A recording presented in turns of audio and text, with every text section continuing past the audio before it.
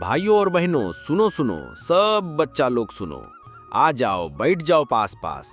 आज दादा तुम सबके खातिर एक कहानी लेके आइल बा। एक ऐसन कहानी जिसमें अपने गांव के पुरखा लोगन के शान बा, जिनके बलिदान के कहानी आज भी हमार दिल के छू जाला।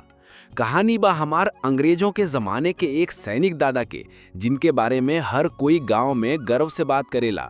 तो तैयार हो जाओ और स्टोरी मस्ती चैनल के सब्सक्राइब करे के ना भूलो, लाइक भी कर देना। चलो शुरू करते हैं। बचपन में जब हम छोटा रहे तब हमारे दादा के बारे में सुने रहे कि कैसे वो अंग्रेजों के जमाने में अपने देश के इज्जत बचाए खातिर लड़त रहे। वही जमाना जब अंग्रेजी सरकार देश के लोगन पे राज करत रहे और लोग अपना हक के लिए लड़त रहे। दादा हमके बताएं कि कैसे वो एक जवान सैनिक बन के अपने गांव से निकले, अपना देश के आज़ादी के खातिर जंग लड़े। दादा के नाम रहल राम प्रसाद। गांव के एक छोटा किसान परिवार से आइल रहल, लेकिन वो बड़ा सपना देखत रहल, अपने देश के लोगन के आज़ादी दिलाए के। अंग्रेजी सरकार के कानून और दबाव से देश के लोग दब जात रहे, लेकिन राम प्रसाद दादा में कभू न काबू आइल। वो लड़त रहे अपने लोग के लिए, अपने गांव के लिए। एक दिन जब दादा जवान रहल तब अंग्रेजी सरकार ने एक नया कानून बनाइल कि गांव के किसान लोग से ज्यादा कर्ज और टैक्स लिया जाए। गांव के लोग परेशान रहल, लेकिन कोई कुछ नहीं करत रहल। तब दादा बोलीन, बच्चों, जब सरकार हमार जमीन पे कब्जा करे के कोशिश करे तब हम अपने हाथ में तलवार उठा के अपने जमीन के रक्षा करब। दादा के शब्द सुन के गांव के जवान लोग भी तैयार हो गए। वो लोग अपने हाथ में लाठी, डंडा, तलवार सब लेके अंग्रेजी सरकार के खिलाफ खड़ा हो गए। दादा राम प्रसाद के नेतृत्व में वो लोगों ने अपना गांव के सुरक्षा करे के ठान लिया। अंग्रेजी सैनिक लोग जब गांव में आइल तब दादा के सेना सैनिक तैयार रहल। कहानी के सबसे बड़ा मोड़ तब आइल जब अंग्रेजी सैनिक लोग गांव पे छापा मारा के आइल। दादा अपने सेना के साथ गांव के चौराहा पे खड़ा रहल, दिल में देशभक्ति के शक्ति भरल। वो सब लोग के कहानी बा जिसमें एक तरफ अंग्रेजी हथियार और सेना रहल, तो दूसरा तरफ दादा के छोटा पर दिल से बड़ा सेना। जब तक हमारे पास एक छोटा लाठी बा तब तक हम अपने देश के इज्जत बचाएंगे, दादा बोला।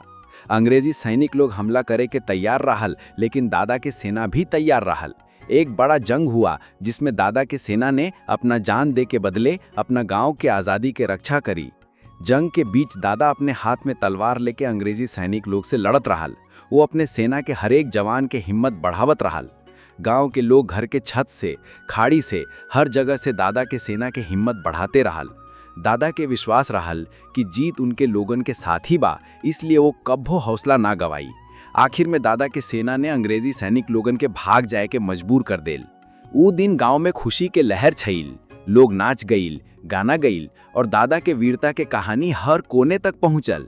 दादा के कहानी के सबसे बड़ी बात बा कि वो ना सिर्फ एक सैनिक रहल, बल्कि वो अपने गांव के लोगन के शिक्षा और समाज सुधार के लिए भी काम करत रहल।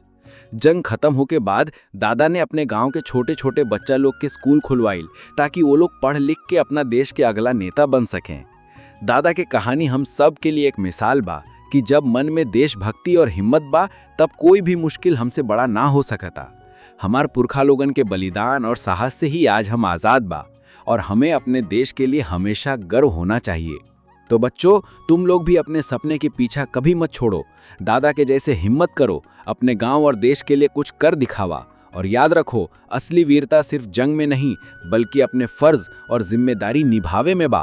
और हाँ, अगर तुम सबको दादा के कहानी पसंद आई तो स्टोरी मस्ती चैनल के सब्सक्राइब जरूर करो और वीडियो को लाइक भी करना।